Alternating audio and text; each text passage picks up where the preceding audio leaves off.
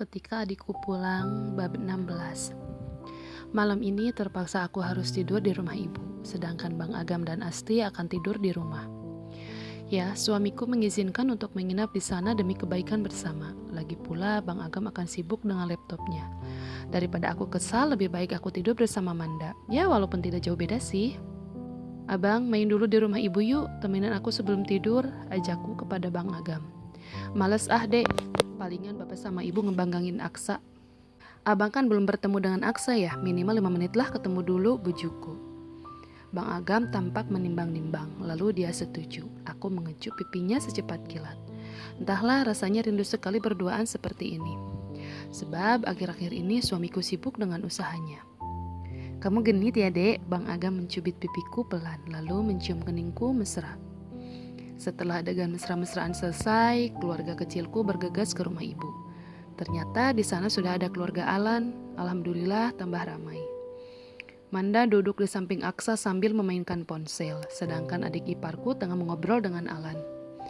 Semua mata tertuju kepada keluargaku saat kami mengucap salam. Asti dan Salsa beralih tempat menuju kamar tamu yang biasa mereka tempati. Di sana terdapat banyak mainan dan ranjang. Sebab sesekali mereka akan menginap di rumah neneknya. Di atas meja sudah tersedia berbagai camilan, dari mulai buah-buahan, makanan manis, dan makanan asin. Wow, ibu mertua menyambut dengan baik calon menantunya yang terakhir.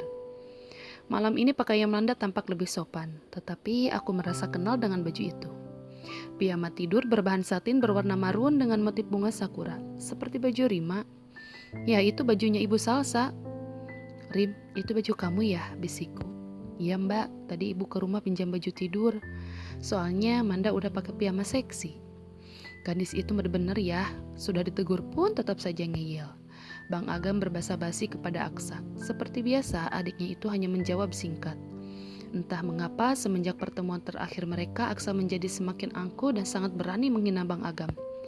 Ternyata memang benar, kalau harta dan tahta bisa membuat seseorang lupa diri. Jangan sampai suamiku seperti itu juga. Gam, Aksa sudah beli mobil loh. Ya, walaupun bukan baru, tapi harganya cukup mahal, ujar bapak bangga. Syukur alhamdulillah, setidaknya ada yang bisa bapak banggakan. Tidak sepertiku yang hanya menjadi beban orang tua, sindir suamiku. Bapak terdiam, tetapi kulihat gerak bibirnya seperti tidak terima dengan jawaban Bang Agam. Abang bukan beban orang tua, aku tidak pernah tuh sekalipun mendengar abang merengek atau meminta bantuan kepada bapak atau ibu, bela Alan. Bang Agam tersenyum simpul kepada Alan, hanya mereka berdua yang akur dan saling menyayangi. Dengan Aksa, kedua lelaki itu tidak terlalu dekat. Sejak menginjak remaja, Aksa sudah jauh dengan kakak-kakaknya. Dia lebih suka menghabiskan waktu dengan main bersama teman-temannya. Setiap minggunya, bapak harus mengeluarkan uang yang lumayan untuk memenuhi gaya hidup anak bungsunya. Aku sangat ingat saat Aksa kelas 2 SMA. Dia marah-marah karena bapak belum juga menuruti keinginannya untuk membeli motor baru. Waktu itu usaha bapak belum seperti sekarang, sering gagal panen sehingga mengalami banyak kerugian. Bang Agam memarahi Aksa karena dia berani membentak ibu. Akan tetapi si anak kesayangan itu malah dibela, membuat suamiku kecewa. Niat hati ingin membela orang tua, malah dia yang kena marah. Kamu harus bisa mencontoh Aksa atau Alan, Gam. Mereka bisa sukses di usia muda. Kenapa kamu tidak ingin dibantu sih? Keras kepala sekali. Tampaknya bapak agak kesal, nada bicaranya sudah meninggi. Aku takut bapak akan semakin menganggapku rendah jika aku meminta bantuan Aksa atau Alan. Bukankah di mata bapak dan ibu aku hanyalah anak yang gagal? Kumohon hentikan, jangan ada lagi ucapan merendahkan atau kalimat menyindir. Kalian satu keluarga, jangan ribut terus. Ingin sekali aku menyuarakan isi hati. Apalagi saat melihat tatapan tidak suka dari mata Bang Agam. Seharusnya bapak sebagai orang tua harus bisa lebih bijak lagi dalam bicara dan berpikir. Jaga harga diri Bang Agam di depan adik-adiknya dan juga Manda sebagai tamu. Abangmu keren sekali sayang, kamu harus tiru itu. Ucapan Manda membuat semua mata memandang ke arahnya. Aku masih jauh lebih baik dari Bang Agam. Aksa menjawab tidak mau kalah. Keberaniannya kamu harus berani seperti dia. Tidak punya banyak harta pun dia masih menjunjung tinggi harga dirinya. Aku bingung harus menanggapi apa. Di satu sisi, aku merasa Manda sedang membela Bang Agam dengan caranya. Di satu sisi lagi, dia seperti sedang menyindir suamiku. Apapun itu aku tidak peduli. Namun aku tidak suka dengan suasana saat ini, di mana suamiku begitu terluka karena ucapan keluarganya. Bapak hanya memberimu semangat, Gam. Siapa tahu dengan adanya ucapan seperti ini kamu menjadi termotivasi, bela ibu. Bang Agam tersenyum kecut. Memberi semangat apanya, Bu? Yang ada suamiku malah semakin kecewa dengan kalian. Aku pulang dulu. Assalamualaikum. Bang Agam pamit seraya mencium punggung tangan kedua orang tuanya. Setelah Bang Agam pulang, suasana mendadak hening, pun canggung. Rasanya aku ingin menyusul suamiku ke rumah. Kasihan dia, sendirian tanpa ada seseorang yang menjadi sandarannya. Aku meminta izin kepada ibu untuk pulang dulu ke rumah, ingin tahu keadaan Bang Agam. Iya, sebaiknya Mbak susul Bang Agam, ujar Alan. Bapak dan Aksa seharusnya tidak berkata seperti itu. Kenapa sih selalu saja membahas soal kesuksesan di depan orang yang sedang kesusahan? Itu nggak baik, Pak, nada suara Alan meninggi. Aku bergegas pulang saja sambil membawa Asti, biar dia tidur di rumah bersama ayahnya. Sesampainya di rumah, aku segera ke kamar. Bang Agam tengah memainkan ponsel sambil duduk di atas ranjang. Aku mendekat, dia menatapku. Kamu gak jadi nginepnya? Jadi, aku kesini dulu karena khawatir sama abang. Bang Agam menepuk tempat sebelahnya agar aku duduk. Aku menurut, lalu dia tersenyum manis sambil mengusap rambutku. Abang gak apa-apa, Dek. Sudah biasa mendapat perlakuan seperti ini. Kan kamu tahu sendiri. Benar juga sih, hal ini memang sudah biasa bagi Bang Agam dan aku. Akan tetapi tetap saja terasa sakitnya. Orang tua seharusnya menjadi tempat berlindung untuk anak-anaknya. Orang pertama yang akan membela ketika anak-anaknya disakiti. Ini malah kebalikannya. Aku rasa sudah cukup Bang Agam mengalah. Dia harus mengungkapkan pencapaiannya selama ini. Bang, jujur saja sekarang kepada mereka kalau abang sudah punya usaha dan rumah bagus, usulku. Gak semudah itu, Dek. Lagi pula usahaku belum sesukses itu. Yang 2 restoran itu kan masih merintis, belum terlalu dikenal seperti yang pertama. Jadi aku masih berjuang keras untuk meningkatkan penjualan. Aku bantu ya Bang, aku janji deh gak bakal bilang-bilang. Bang Agam nampak berpikir agak lama. Entah alasan apa dia tidak mau aku bantu selama ini. Ya memang sih dia berkata ingin membuat aku bangga dengan jerih payahnya sendiri. Maka dari itu tidak meminta bantuanku. Boleh Dek, kamu kan jago masak. Coba bikin beberapa menu untuk contoh. Nanti aku bakalan bawa ke resto biar dicobain sama para karyawan. Kalau cocok, kamu bisa bikin terus tiap hari. Aku bersorak gembira. Akhirnya aku bisa membantu usaha Bang Agam.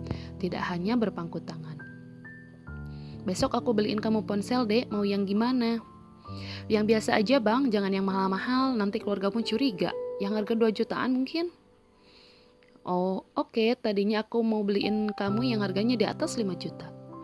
Sayang uangnya Bang, mendingan ditabung. Apalagi abang kan masih berjuang untuk 2 restoran baru. Kapan-kapan aku ke sana ya. Bang Agam mengangguk. Aku berpamitan untuk kembali ke rumah ibu.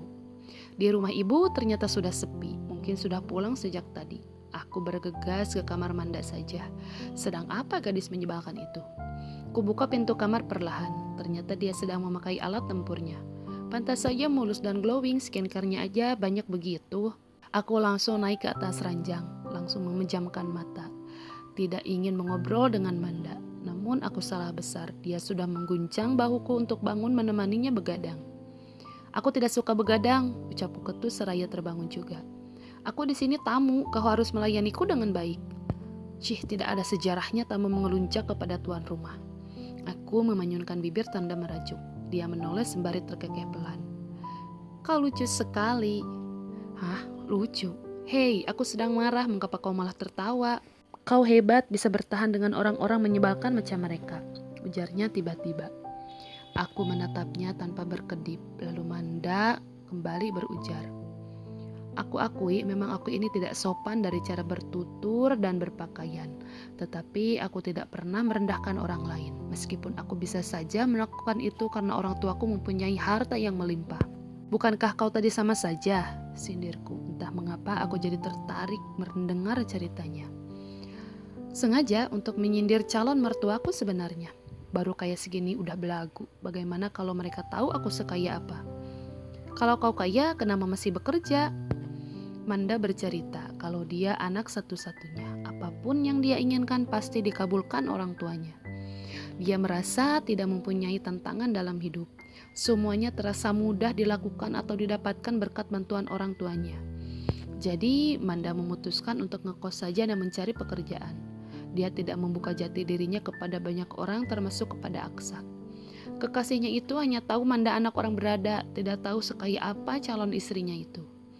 Pantas saja Manda tahu kalau kalung yang kupakai adalah emas asli. Dari cara dia berjalan dan berpakaian memang sangat berkelas. Oh, jangan lupakan cara dia berbicara. Biasanya memang rata-rata orang kaya itu berani dalam menyuarakan isi hatinya karena merasa punya kekuatan. Orang tuamu pernah bertemu dengan Aksa? Pernah, mungkin 3 kali, aku lupa. Tapi kami hanya bertemu di kafe. Orang tuaku sangat sibuk. Lagi pula aku belum memberitahu Aksa siapa aku sebenarnya. Kenapa belum diberitahu? Aku ingin tahu sifat aslinya dan keluarganya dulu. Aku tidak mau diterima karena alasan aku anak orang kaya. Ya, aku paham maksudnya. Memang sih kebanyakannya orang kaya itu selalu dimanfaatkan. Jadi Manda melakukan itu untuk kebaikan masa depannya. Mencari orang yang tulus itu memang sulit. Aku akan membantumu membalas perlakuan calon mertua. Gimana? Tapi ada syaratnya. Jantungku seperti berhenti berdetak. Mengapa dia tiba-tiba ingin membantuku? Kesambet apaan ini orang? Jika sudah ada syarat-syarat begitu, pasti sesuatu yang memberatkan. Tapi aku penasaran dengan syaratnya. Assalamualaikum, halo, nama saya Rita Juwita atau dengan nama pena Rita Arsip. Saya penulis cerita Ketika Adikku Pulang dan juga novel yang sudah diupload oleh suami saya. Yang pertama itu yang berjudul Ketika Duga Jatuh Cinta. Saya mohon dukungannya kepada teman-teman. Kalau suka dengan cerita yang suami saya posting, tolong like, komen, dan subscribe. Juga jangan lupa di-share ya. Kalau kalian ingin lebih kenal dekat dengan saya, boleh di follow akun Facebook saya bernama Rita Arsip. Terima kasih.